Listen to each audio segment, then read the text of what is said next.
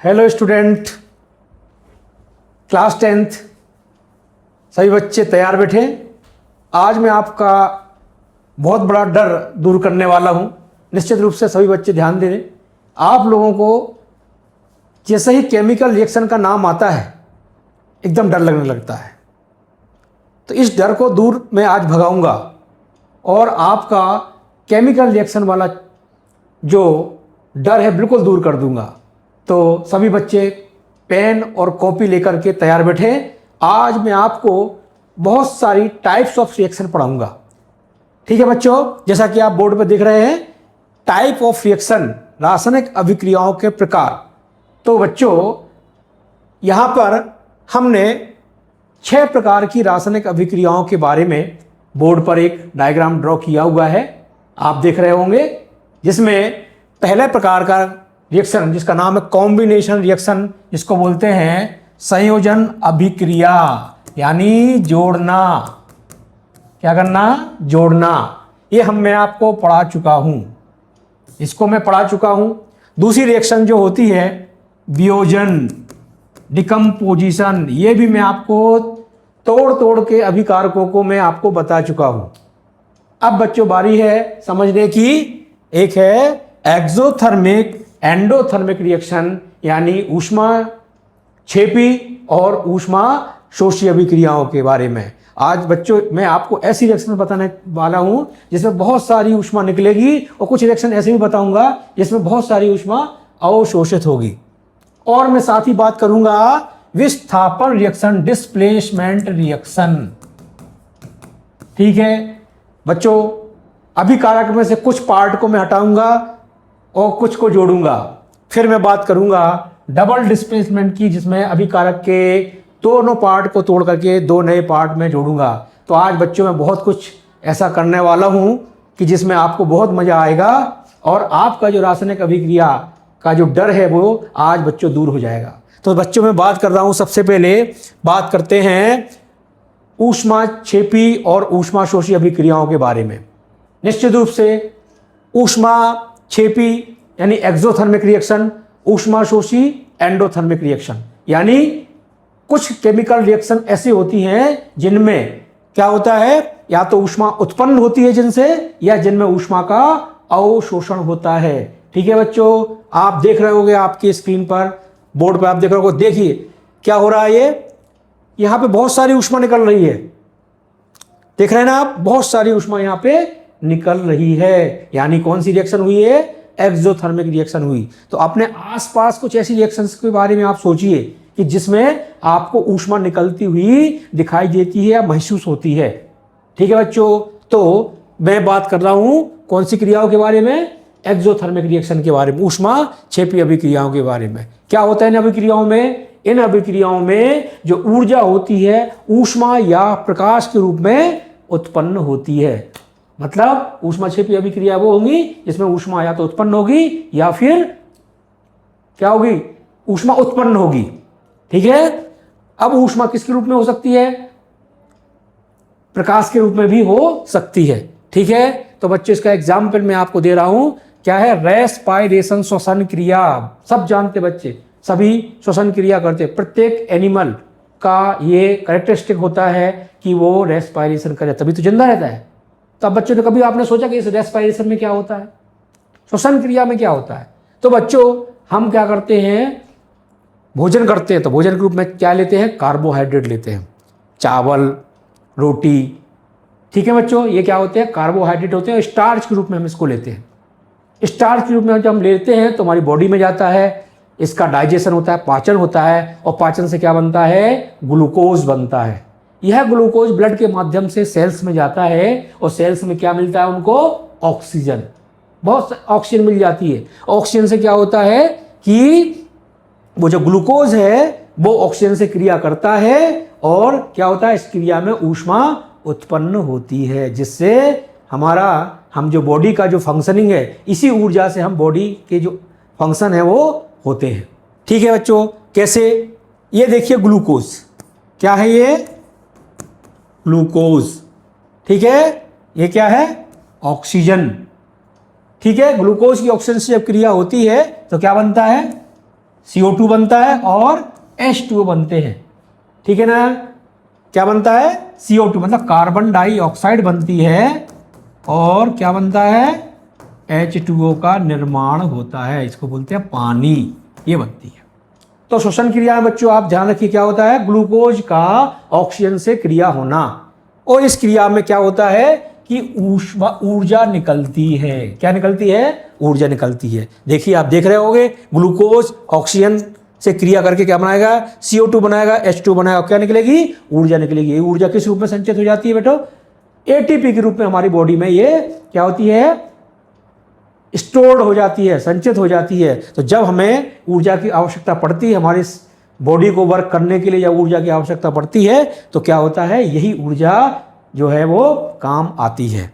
तो देखिए बच्चों, इसमें क्या हो रहा है? ऊर्जा निकल रही है, ठीक है। अगला एग्जाम्पल है नेचुरल गैस का दहन, कंबसन ऑफ नेचुरल गैस। ये नेचुरल गैस क्या होती है?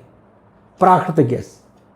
तो प्राकृतिक गैस किसको कहते हैं? मीथेन को प्राकृतिक गैस कहते हैं, CH4। मीथेन CH4 यानी मीथेन। मीथेन को क्या बोलते हैं अपन? प्राकृतिक गैस कहते हैं। ये क्या होता है? एक हाइड्रोकार्बन होता है। क्यों? कार्बन का हाइड्रोजन के साथ कंपाउंड है ना, इसलिए क्या होता है? हाइड्रोकार्बन होता है, ठीक है। आपने CNG का नाम सुना है, कंप्रेस्ड नेचुरल गैस, जिसका फुल फॉर्म क्या होता है? CNG का कंप्रेस्ड नेचुरल गैस, ठीक है ना। तो उस गैस को मतलब मीथेन गैस होती है, उसमें उसको कंप्रेस किया हुआ होता है। तो जब इसका दहन होता है तो क्या बनता है? कार्बन डाइऑक्साइड बनता है, पानी बनता है, वो क्या निकलती है? ऊष्मा निकलती है, ठीक है। इसलिए इसका उपयोग किसके रूप में किया जाता है? ईंधन के रूप में किया जाता है। फ्यूल के रूप में किसका उपयोग होता है? मीथेन का। मीथेन को अपन क्या बोलते हैं? प्राकृतिक गैस कहते हैं, ठीक है। तो आपने प्राकृतिक गैस का दहन। अगला एग्जाम्पल है मैग्नीशियम। जो मैग्नीशियम धातु, इसको बोलते हैं मैग्नीशियम, जिसका संकेत क्या होता है? Mg होता है, ठीक है ना। तो जब मैग्नीशियम के रिबन को जलाया जाता है, जलाना बच्चों क्या होती है? ऑक्सीजन से क्रिया। जलाना क्या है? ऑक्सीजन से क्रिया। ऑक्सीजन से क्रिया हुई, क्या बनता है? मैग्नीशियम ऑक्साइड बनता है। क्या बनता है? मैग्नीशियम ऑक्साइड बनता है, ठीक है। ये किस कलर का होता है? ये होता है व्हाइट कलर का, सफेद रंग का मैग्नीशियम ऑक्साइड बनता है और चमक उत्पन्न होती है, ठीक है बच्चों, ठीक है। तो क्या बनता है? मैग्नीशियम ऑक्साइड बनता है, जो किसी कलर का होता है? व्हाइट कलर का होता है। ये मैग्नीशियम रेवन के ऊपर जम जाता है। तो बच्चों आपको एक बहुत अच्छा प्रश्न एग्जाम में आता है कि मैग्नीशियम रेवन को जलाने से पहले साफ क्यों करना होता है, ठीक है ना। साफ करना क्यों होता है? तो क्यों करना जरूरी है? क्योंकि जब मैग्नीशियम रेवन को जलाते हैं तो मैग्नीशियम के ऊपर मैग्नीशियम ऑक्साइड की परत चढ़ जाती है, ठीक है। तो वापस उसको जब जलाना होता है तो उस परत को हटाना पड़ता है, ठीक है, क्योंकि ये परत जो है वो एक अवरोध का कार्य करती है, ठीक है। तो इस क्रिया में क्या होता है? ऊष्मा निकलती है। तो जब मैग्नीशियम रेवन को जलाते हैं तो इस क्रिया में क्या निकलता है? ऊष्मा निकलती है। तो कौन सी क्रिया हुई? एक्सोथर्मिक रिएक्शन हुई, यानी इस क्रिया में ऊष्मा उत्पन्न होती है, ठीक है बच्चों। अब बच्चों आपको मालूम है कि आपके घरों में जो वेजिटेबल्स, जो सब्जियां होती है, सब्जियों का जो कचरा निकलता है या जो छिलके निकलते हैं या जो सब्जियां निकलती है, खराब सब्जियां होती हैं, इनका हम क्या करते हैं? इनसे खाद बनाते हैं, ठीक है। इनसे क्या बनाते हैं? कंपोस्ट बनाया जाता है। तो ये कंपोस्ट बनाने की जो प्रोसेस होती है, ये भी क्या है? एक एक्सोथर्मिक रिएक्शन है, ठीक है ना बच्चों। क्या है? एक एक्सोथर्मिक रिएक्शन है। उसमें क्या उत्पन्न होती है? ऊष्मा उत्पन्न होती है, ठीक है। तो ये भी एक एग्जाम्पल हुआ। तो इस प्रकार से एक्सोथर्मिक रिएक्शन के कितने सारे एग्जाम्पल बता दिए मैंने। पहला एग्जाम्पल क्या बताया? श्वसन, रेस्पायरेशन होता है अपनी बॉडी के अंदर। दूसरा मैंने आपको क्या बताया? ईंधन को जलाना, मतलब प्राकृतिक गैस को हम जलाते हैं। तीसरा बताया मैंने मैग्नीशियम रेवन का जलना। और चौथा मैंने एग्जाम्पल अब बताया कि जो वनस्पति पदार्थ होते हैं, जो सब्जियां होती हैं, जब सब्जियों से खाद बनाई जाती है तो वो भी क्या है? एक्सोथर्मिक रिएक्शन है। तो बच्चों समझ गए ऊष्माक्षेपी अभिक्रिया क्या होती है? मतलब ऊष्मा, इन अभिक्रियाओं में ऊष्मा उत्पन्न होती है, ठीक है। नेक्स्ट जो बारी है अब कौन सी अभिक्रियाओं की? एंडोथर्मिक। अब एंडोथर्मिक में क्या होगा? ऊष्मा का अवशोषण होगा। तो हमारे आसपास बहुत सारी अभिक्रियाएं देखते हैं जिनमें ऊष्मा का अवशोषण होता है। आपने देखा होगा जब हथेली पर बर्फ रखते हैं तो क्या लगता है? ठंडा ठंडा लगता है। क्यों लगता है? क्योंकि बर्फ क्या करती है? ऊष्मा का अवशोषण करती है और पानी में बदल जाती है। ठीक है, तो अपनी हथेली की ऊष्मा को जब अवशोषित करेगी तो क्या होगा? हमको ठंडा ठंडा लगेगा। तो कौन सी रिएक्शन हुई है? ऊष्मा शोषी रिएक्शन हुई। ठीक है, देखिए ऊष्मा शोषी रिएक्शन में क्या हो रहा है? हम फूड पकाते हैं, घर में भोजन बनाते हैं, तो क्या करते हैं हम? भोजन को पकाने के लिए क्या करते हैं? ऊष्मा उबालते, गर्म करते कि नहीं करते? तो ऊष्मा देते हैं हम। ठीक है, चलिए अब कुछ इन अभिक्रियाओं में मतलब जो एंडोथर्मिक रिएक्शन होती है, इनमें क्या होता है? ऊष्मा का अवशोषण होता है। या ये ऊष्मा किस रूप में हो सकती है? प्रकाश के रूप में भी हो सकती है। ठीक है ना? चलिए कौन सा एग्जाम्पल है इसका? फोटोसिंथेसिस, प्रकाश संश्लेषण। प्रकाश संश्लेषण किस में होता है? पौधों में होता है। ठीक है ना? हरे पौधों में कौन सा क्रिया होती है? प्रकाश संश्लेषण की क्रिया होती है। आपने पढ़ा है। जब प्रकाश संश्लेषण क्रिया में क्या होता है? पौधे अपना भोजन बनाते। कैसे बनाते हैं पौधे? ये पौधा है, क्या कर रहा है? सन से क्या ले रहा है? लाइट ले रहा है, ऊर्जा ले रहा है। पौधा जो है, पौधों की जो पत्तियां होती हैं वो क्या करती हैं? ऊर्जा का अवशोषण करती हैं। ठीक है, सभी ने अपने आसपास देखा। और वो किसका फॉर्मेशन करती हैं? किसका निर्माण करती है? भोजन का निर्माण करती है, फूड का निर्माण करती है। कौन सा फूड का? ग्लूकोज का। तो कैसे बनता है? फोटोसिंथेसिस कैसे होती है? तो क्या होता है कि जो प्लांट होता है उसको क्या करता है? वो CO2 और किससे? पानी से, कार्बन डाइऑक्साइड और H2 यानी पानी से। क्या होता है? सनलाइट, सूर्य के प्रकाश को लेता है। ठीक है, ये क्रिया कहां पे होती है? पत्तियों में होती है। तो पत्तियों में क्या होता है? CO2 और H2O दोनों से पत्तियों में पाया जाता है। कौन सा वर्णक पाया जाता है? इसका नाम है क्लोरोफिल। तो क्लोरोफिल और सूर्य के प्रकाश की उपस्थिति में CO2 और H2O मिलकर के क्या बनाते हैं? ग्लूकोज बनाते हैं। इसी ग्लूकोज को अपन क्या बोलते हैं? भोजन बोलते हैं। ठीक है, क्या बोलते हैं? भोजन कहते हैं। ठीक है, और इस क्रिया में क्या होता है? 6O2 ऑक्सीजन भी निकलती है।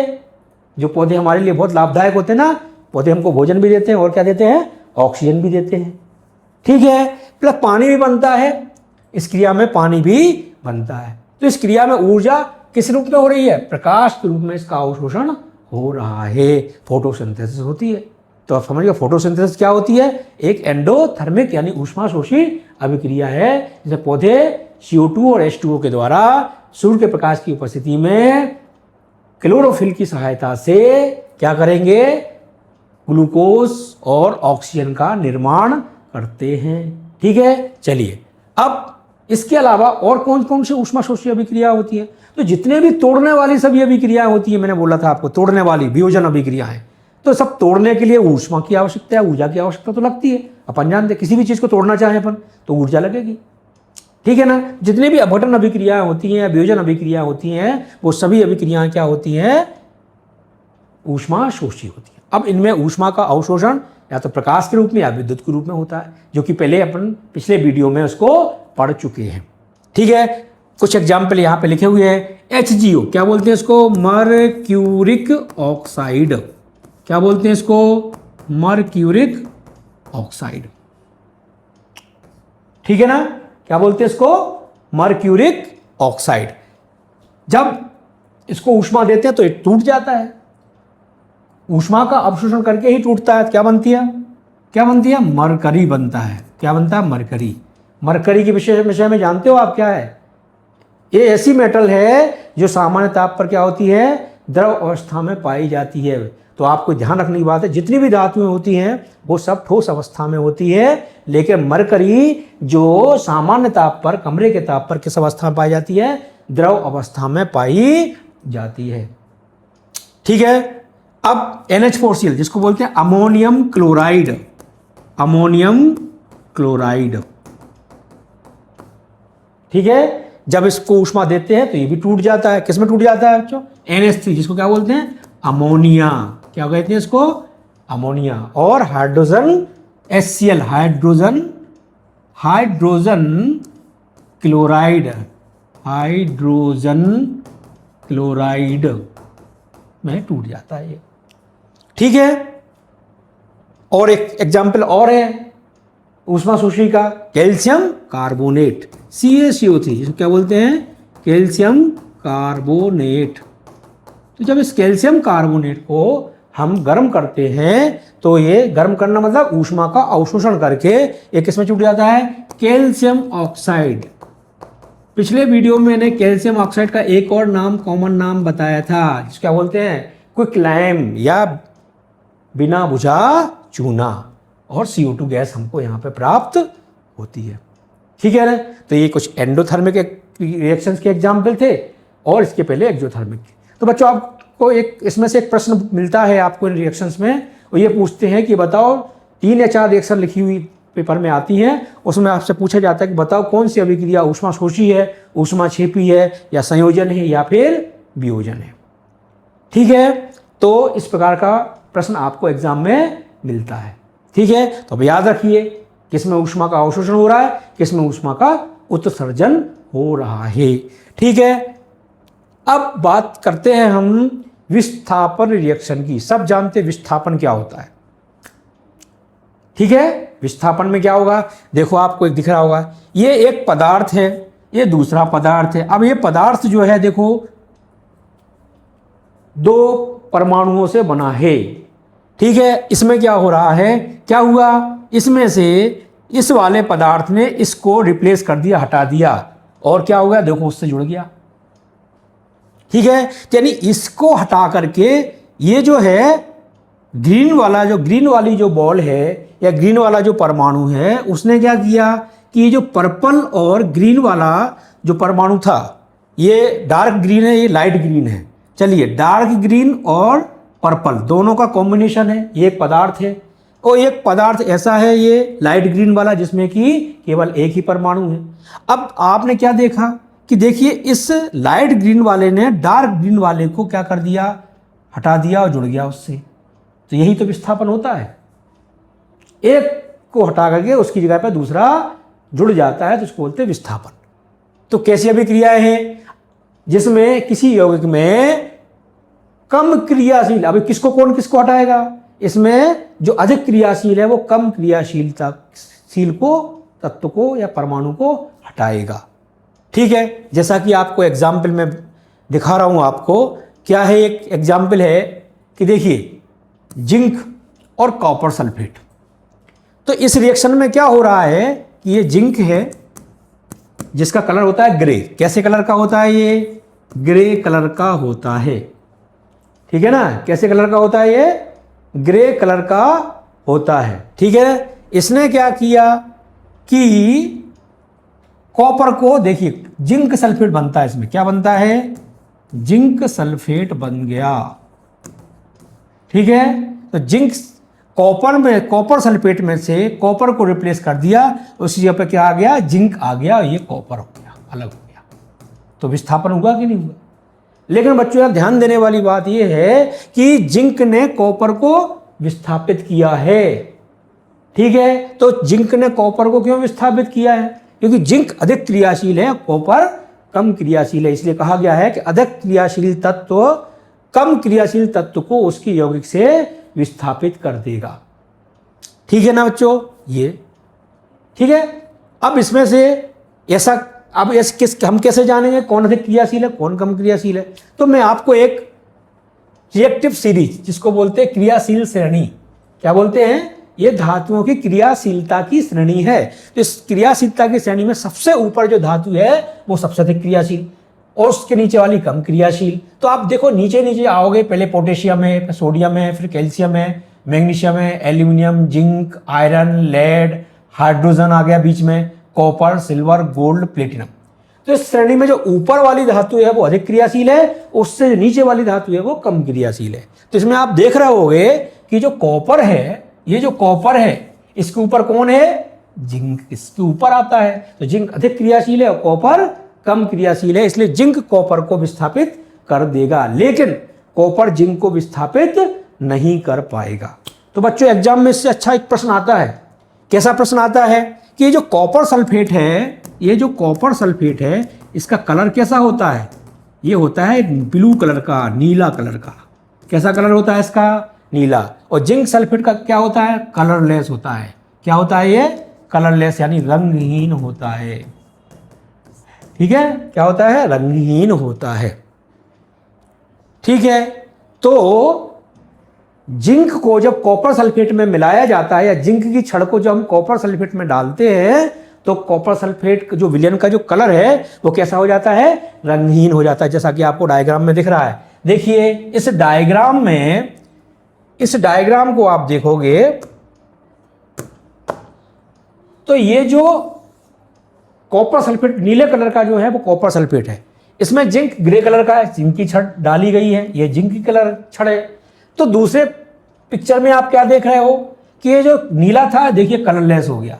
कैसा हो गया? ये कलरलेस हो गया। ये वाला हटाइए, ये वाला, ये कलरलेस हो गया। देखिए, ठीक है, क्यों कलरलेस हो गया?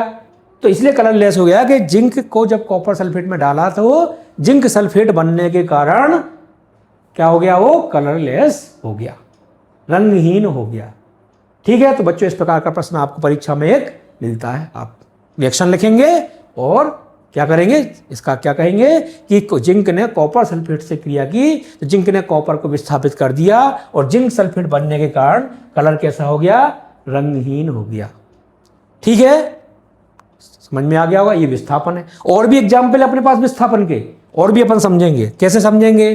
देखिए, ये डायग्राम आप देख रहे हैं। डायग्राम में देखिए इसमें क्या भरा हुआ है? Copper sulphate. क्या है ये? Copper sulphate. कॉपर सल्फेट क्या है? Copper sulphate. ये कॉपर सल्फेट है। Copper sulphate. इसका कलर कैसा होता है? नीला होता है। ठीक है, ये Fe क्या होता है? ये आयरन होता है। घर में सबने आयरन को देखा है। ठीक है, अच्छा, अब जब Fe की कॉपर सल्फेट से क्रिया कराते हैं तो ये कुछ गलत लिख गया यहां पे, इसको मैं सही करता हूं। क्या बन गया? FeSO4 फेरस सल्फेट बन जाता है। क्या बन जाता है? फेरस सल्फेट बन जाता है। और फेरस सल्फेट का कलर कैसा होता है? Green colour. कैसे कलर का होता है ये ग्रीन कलर का होता है। फेरस सल्फेट कैसे होता है? हरा रंग का होता है। ठीक है, और कॉपर बन गया। कॉपर कैसा होता है? हमने देखा ब्राउन कलर का होता है। कैसे कलर का? ब्राउन कलर का होता है।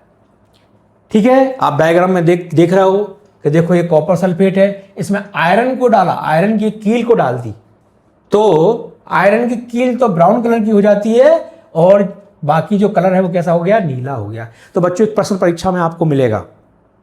क्या प्रश्न आता है परीक्षा में कि जब लोहे की कील को कॉपर सल्फेट के विलयन में डालने पर विलयन कैसा हो जाता है? नीले हरे रंग का हो जाता है। क्यों? तो अपन आंसर क्या देंगे उसका कि आयरन जो है जब कॉपर सल्फेट में मिलाते हैं तो फेरस सल्फेट बनता है, जो कि कैसे रंग का होता है?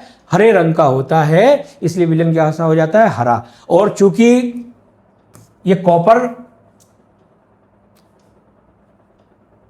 का क्या हुआ? तो कॉपर जो है इस कील के ऊपर डिपॉजिट जमा हो जाता है, इसलिए कील कैसी हो जाती है? ब्राउन कलर की हो जाती है। कॉपर ब्राउन कलर का होता है। ठीक है बच्चों, तो आपको समझ में आ गया होगा, ये रिएक्शन है। ठीक है, अगली रिएक्शन क्या है? एक और एग्जाम्पल है विस्थापन का, लेड। ये क्या है? पीबी क्या होता है? लेड होता है। जब लेड की, ये किसका नाम है? Copper chloride, CuCl2, copper chloride.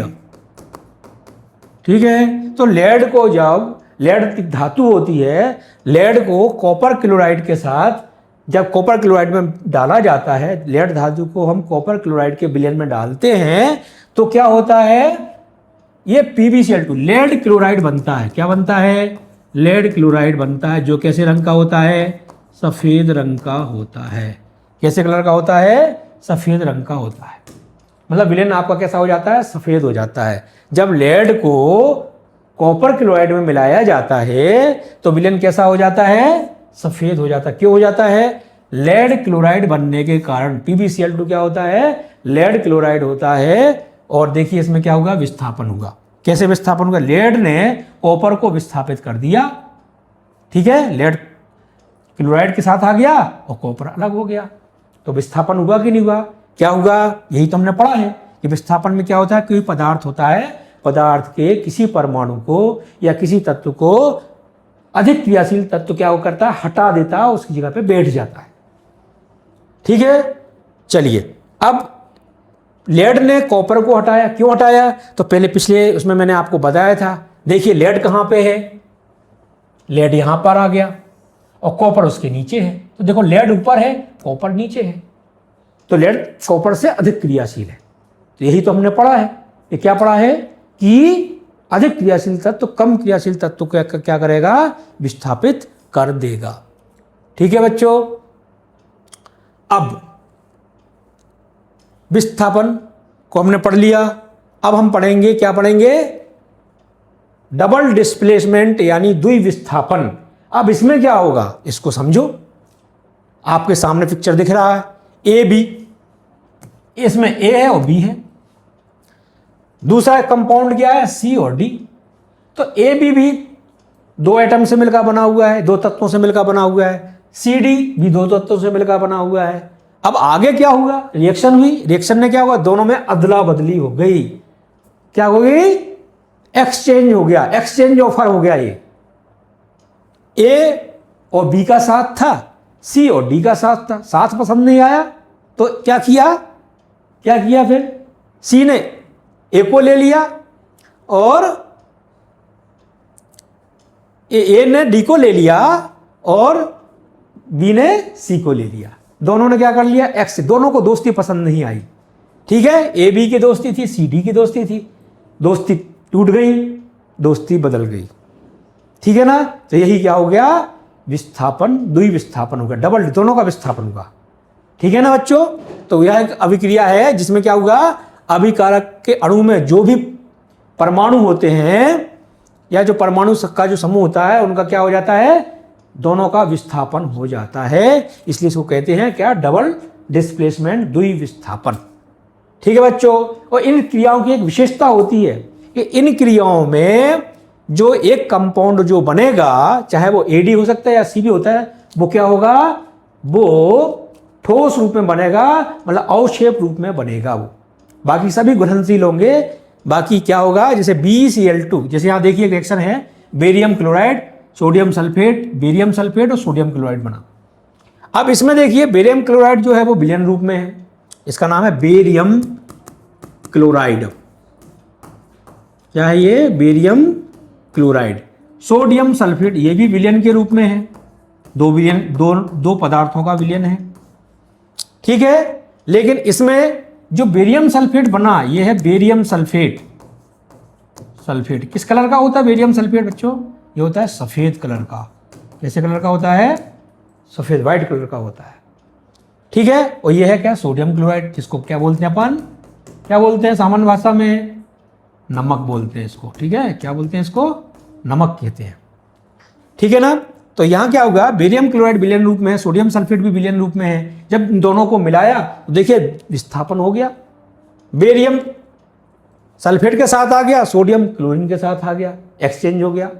तो इसमें जो बेरियम सल्फेट बना, ये किस रूप में बनता है, ठोस रूप में, मतलब अवक्षेप रूप में नीचे बैठ जाता है। यानी हमने कैसे समझेंगे इसको, कि हमने लेबोरेटरी में बेरियम क्लोराइड का विलयन लिया, सोडियम सल्फेट का विलयन लिया, दोनों को मिला दिया, तो दोनों को मिला दिया तो हम देखेंगे नीचे हमारा जो है कुछ ना कुछ ठोस पदार्थ जमा हो जाएगा, तो वो किसका होगा, बेरियम सल्फेट का हो जाएगा, ठीक है ना। तो इसलिए इस क्रिया को, द्विविस्थापन अभिक्रिया को कभी कभी हम प्रेसिपिटेशन रिएक्शन यानी अवक्षेपण अभिक्रिया भी बोल सकते हैं, ठीक है बच्चों।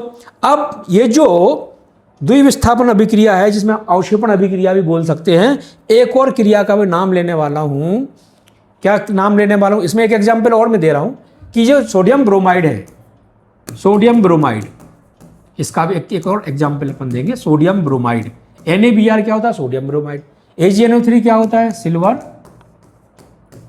नाइट्रेट, ठीक है। अब इसमें क्या बन गया, ये बन गया, क्या बन गया, सिल्वर ब्रोमाइड, क्या बना, AgBr यानी सिल्वर ब्रोमाइड बन गया, ठीक है, ये कैसे कलर का होगा? पीला अवक्षेप होगा, पीला PPT, ठीक है, येलो PPT होगा। और सोडियम नाइट्रेट होगा, Na3 क्या होगा? सोडियम नाइट्रेट हो गया। तो अब बच्चों आप देखोगे यहाँ पे क्या देखोगे कि ये सोडियम ब्रोमाइड विलयन रूप में है, घुला हुआ है, AgNO3 भी विलयन रूप में है। जब इन दोनों को हमने मिलाया तो हमारा क्या होगा? सिल्वर ब्रोमाइड हमको ठोस रूप में प्राप्त हो जाएगा। इसको बोलते हैं अवक्षेप। अवक्षेपण क्रिया होती है, इसको क्या बोलते हैं? जब दो पदार्थ को मिलाते हैं और दो पदार्थ को मिलाने के बाद परख नली में कोई नीचे कुछ पदार्थ आपको ऐसा लगे कुछ जम गया है, ठीक है ना, तो उसको बोलते हैं अवक्षेप बोलते हैं। इसलिए ये भी क्रिया कौन सी क्रिया है? द्विविस्थापन तो है पर अवक्षेपण क्रिया भी है, ठीक है बच्चों। एक और मैं रिएक्शन आपको बताना चाह रहा हूं जो आपको बहुत काम आने वाली है। आपने देखा होगा कोई NaOH, सोडियम हाइड्रोक्साइड, क्या होता है ये? सोडियम हाइड्रोक्साइड, ये एक क्षार होता है। क्या होता है? ये क्षार होता है, ठीक है। H2SO4, इसको क्या बोलते हैं अपन? H2SO4 को बोलते हैं अपन क्या? सल्फ्यूरिक अम्ल। क्या बोलते हैं अपन इसको? सल्फ्यूरिक अम्ल कहते हैं, ठीक है। जब इन दोनों को हमने मिलाया जाता है, यानी अम्ल को जब हम क्षार में मिलाते हैं तो क्या बनेगा हमारा? Na2SO4। क्या बनेगा?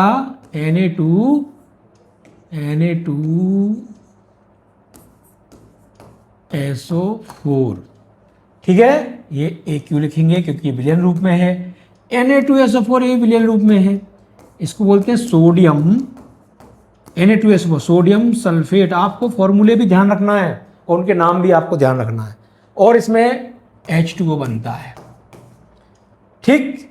क्या ये बैलेंस है? क्या बैलेंस करना हमने बताया था, आप इसको बैलेंस कर सकते हैं, ठीक है ना। इसको बैलेंस करेंगे, कैसे करेंगे? 2NaOH हो जाएगा और बैलेंस, पानी बैलेंस हुआ क्या? SO4, H2O कितने होगा? 2H2O हो जाएगा। यहाँ पर देखिए बैलेंस हो गया ये, ठीक है। तो ये एक क्षार है, ये एक अम्ल है, और ये जो बना वो लवण है, और ये जो बना वो पानी है। तो बच्चों इस क्रिया को क्या बोलते हैं? जब कोई अम्ल क्षार से क्रिया करता है और लवण और पानी बनते हैं तो इस क्रिया को कहते हैं उदासीनीकरण क्रिया। तो जब कोई अम्ल क्षार से क्रिया करेगा तो लवण और पानी बनेगा, ये उदासीनीकरण की क्रिया कहलाती है, ठीक है। तो इसको हम क्या बोलते हैं? द्विविस्थापन, डबल डिस्प्लेसमेंट। तो बच्चों आपको एग्जाम में इससे संबंधित प्रश्न आने वाला है। या तो इसकी परिभाषाएं आएंगी या फिर आपको रिएक्शन दे दी जाएगी और कहा जाएगा कि बताइए इनमें यह कौन से प्रकार की अभिक्रियाएं हैं, ठीक है। चलिए अगला जो है, अब हम कुछ और रिएक्शंस की बात करने वाले हैं। जो हमने छठी प्रकार की जो रिएक्शन थी इसको बोलते हैं ऑक्सीकरण और अपचयन। अब हम पढ़ने वाले हैं कि ऑक्सीजन का जुड़ना, हाइड्रोजन का हटना। कभी कभी पदार्थ में ऑक्सीजन जुड़ जाता है, कभी कभी ऑक्सीजन हट जाता है, कभी कभी हाइड्रोजन जुड़ जाता है और हाइड्रोजन हट जाता है। तो इस ऑक्सीजन का जुड़ना, हाइड्रोजन का हटना, ये जो है वो क्या है? ऑक्सीकरण और अपचयन प्रकार की अभिक्रिया है, ठीक है। बिल्कुल सिंपल अभिक्रिया है। ऑक्सीकरण मतलब ऑक्सीकरण से ऑक्सीजन का जुड़ जाना, ऑक्सीजन जुड़ना यानी हाइड्रोजन हटना, अपोजिट भी बोल सकते हो, ठीक है। तो ऑक्सीकरण क्रियाएं क्या कहलाएंगी? जिन अभिक्रियाओं में पदार्थ में ऑक्सीजन जुड़ जाती है, मतलब उसका क्या हो गया? ऑक्सीकरण हो गया। ऑक्सीजन का जुड़ना ऑक्सीकरण हो गया। फॉर एग्जाम्पल कॉपर है, क्या है ये? कॉपर। और कॉपर को क्या किया जाता है? ऑक्सीजन से क्रिया, ऑक्सीजन जुड़ गई तो क्या बन गया? कॉपर ऑक्साइड बन गया। क्या बन गया? कॉपर ऑक्साइड बन गया। कॉपर ऑक्साइड कैसे कलर का होता है? ये काला कलर, ब्लैक कलर होता है। कैसा होता है ये? ब्लैक कलर का हो जाता है, ठीक है। कॉपर को हम जलाएंगे, मतलब ऑक्सीजन का जुड़ना, क्या बनना? कॉपर ऑक्साइड बन जाना, ठीक है। इस क्रिया में ऑक्सीजन जुड़ गई इसलिए कॉपर ऑक्साइड बन गया। ऑक्सीजन जुड़ी है इसलिए कॉपर का क्या हो गया? ऑक्सीकरण हो गया। यहां पे देखो बच्चों H2S, इसको बोलते हैं हाइड्रोजन सल्फाइड। क्या है ये? हाइड्रोजन सल्फाइड, ठीक है। ये क्लोरीन से क्रिया, Cl2 क्या है? क्लोरीन। कौन सी गैस है ये? क्लोरीन गैस है। तो जब इन दोनों की क्रिया हुई तो क्या बन गया? HCl यानी हाइड्रोजन क्लोराइड बन गया। क्या बन गया? हाइड्रोजन क्लोराइड बन गया। और ये क्या बन गया? S मतलब सल्फर बना। अब इसको देखेंगे आप तो क्या हो रहा है कि ये जो H2S था, जो सल्फर था, इसमें से हाइड्रोजन हट गई। देखो सल्फर अकेला रह गया ना, तो यहाँ पे हाइड्रोजन हट जाना। तो दोनों ही चीजें हमने पढ़ी, ऑक्सीजन का जुड़ जाना या हाइड्रोजन का हट जाना। तो दोनों ही क्या कहलाती हैं? ऑक्सीकरण क्रिया कहलाती है। ठीक है, अब बात करते हैं अपचयन यानी रिडक्शन अभिक्रिया, इसका अपोजिट। ठीक है, इनका अपोजिट, जिसमें क्या होगा? ऑक्सीजन हट जाना और हाइड्रोजन का जुड़ जाना, ये रिडक्शन है। कैसे? KClO3, इसको बोलते हैं पोटेशियम, क्या नाम है? Potassium chlorate. क्या नाम है? Potassium chlorate. और जब पोटेशियम क्लोरेट को हम गर्म करते हैं तो देखिए इसमें से क्या हो गया? ये ऑक्सीजन निकल गई। ठीक है ना, तो ऑक्सीजन निकल गई, ये कौन सी क्रिया हुई? अपचयन। पदार्थ KCl पोटेशियम क्लोराइड था और ये जो बना है वो किसका नाम क्या है? Potassium chloride. और ये जो था ये क्या है? Potassium chloride. ठीक है, ऑक्सीजन हट गई इसमें से, क्या हो गया? अपचयन हो गया। ये सोडियम धातु है, इसमें हाइड्रोजन जुड़ जाए, ये क्या बन गया? सोडियम हाइड्राइड बन गया। क्या बन गया? सोडियम हाइड्राइड बन गया। ठीक है, तो इसमें सोडियम में हाइड्रोजन जुड़ गई, मतलब कौन सी क्रिया हो गई?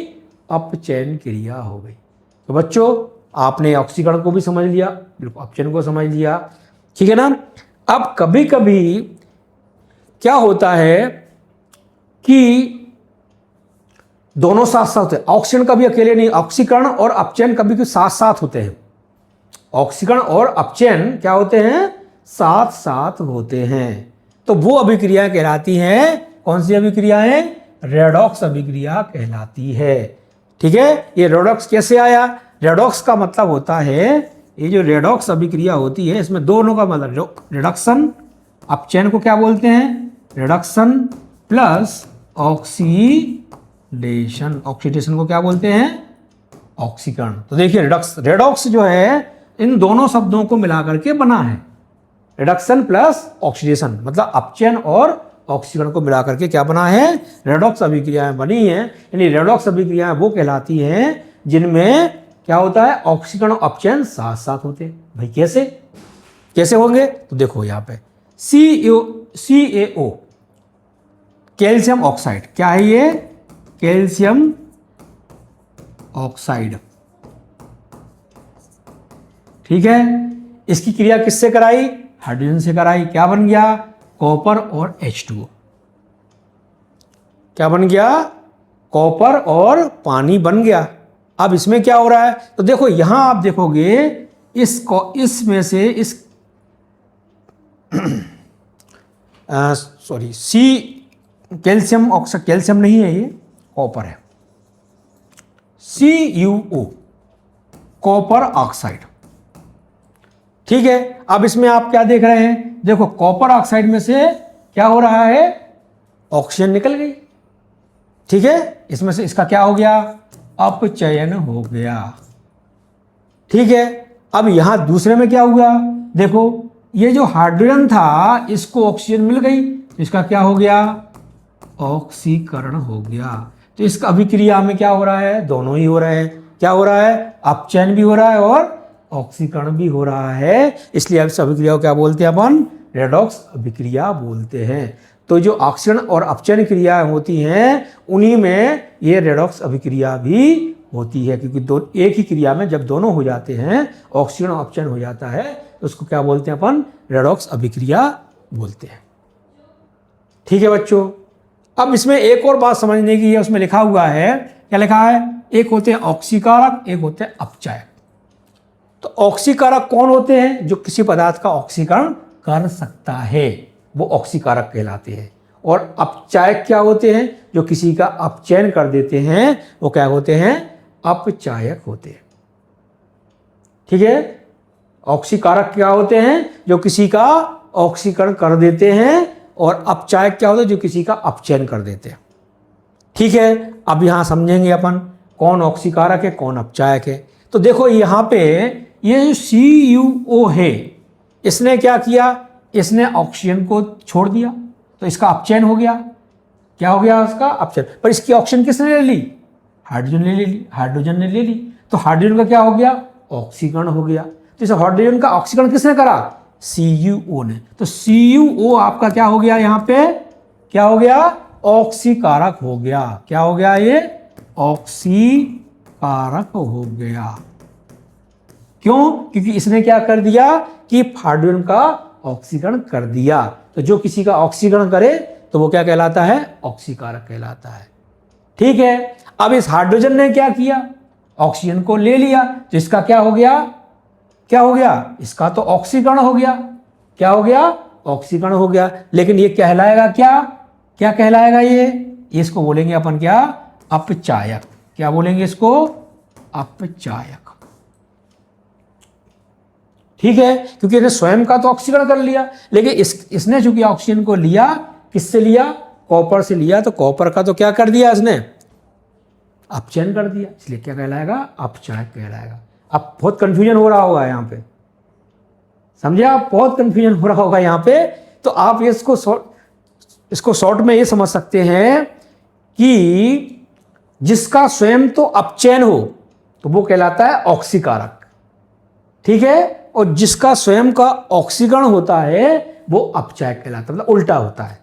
मतलब जो ऑक्सीकरण क्रिया करता है वो अपचायक, और जो अपचयन क्रिया करता है वो ऑक्सीकारक कहलाता है।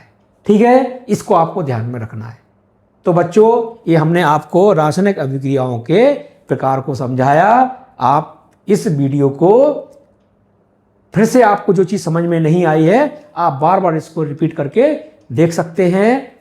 उम्मीद करता हूँ ये वीडियो आपको समझ में आया होगा, अच्छा लगा होगा, आपके लिए बहुत हेल्पफुल होगा। तो सभी बच्चे इस वीडियो को शेयर, लाइक एंड सब्सक्राइब करें। अब आपके लिए नया वीडियो मैं जल्द ही आपको लेकर आऊँगा। आपकी जो भी दिक्कतें हैं, समस्याएं हैं, उनको हल करूँगा। ठीक है बच्चों, बाय बाय।